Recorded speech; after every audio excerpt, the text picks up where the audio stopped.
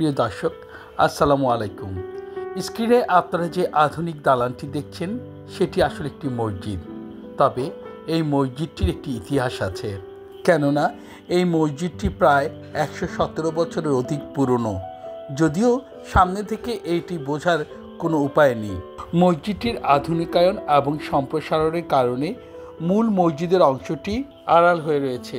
প্রিয় দর্শক, আমি প্রতিনিয়ত চেষ্টা করি কুমিল্লার কিছু ঐতিহাসিক স্থান বা স্থাপনা আপনাদের সামনে উপস্থাপন করতে। তারই ধারাবাহিকতায় আজকে আমি কুমিল্লা সদর দক্ষিণ উপজেলার অন্তর্গত উনাইশা গ্রামে প্রায় 117 বছর আগে স্থাপিত হওয়া এই মসজিদটির সাথে আপনাদের পরিচয় করিয়ে দিতে এসেছি। আর এই মসজিদটি হজরত শাহ আবদুল্লাহ গাজীপুরী রহমতুল্লাহ আলাইহির কবুলিয়াত জামে মসজিদ হিসেবে পরিচিত। শাহ আবদুল্লাহ গাজীপুরী রহমতুল্লাহের মাজার শরীফ কুমিল্লা শহরের দারোগাবাড়িতে হলেও তৎকালীন সময়ের প্রত্যন্ত অঞ্চল হিসেবে পরিচিত উনাইশা গ্রামে তারই সময়ে এই মসজিদটি কবুলিয়াত মসজিদ হিসেবে প্রতিষ্ঠিত হয়েছিল।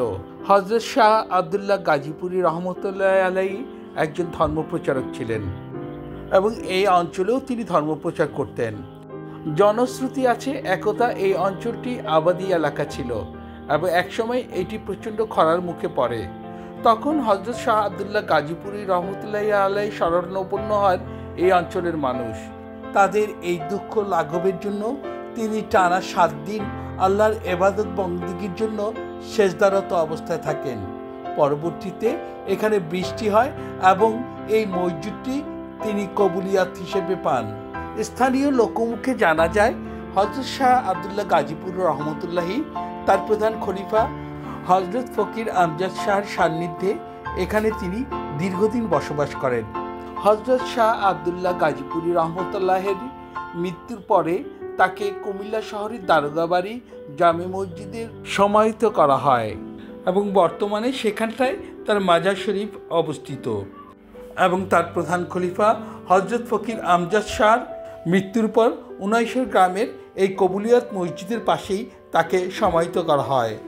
হজরত ফকির আমজাদ শাহ নিজেও একজন আধ্যাত্মিক লোক ছিলেন এবং তারও অনেক মোজেজা বিভিন্ন জায়গায় ছড়িয়ে পড়ে এবং পরবর্তীতে দূর দূরান্ত থেকে মানুষ এই জায়গাটি সম্বন্ধে জানতে পারে এবং এখানে প্রতিনিয়ত বিভিন্ন মানত নিয়ে মানুষ আসতে শুরু করেন।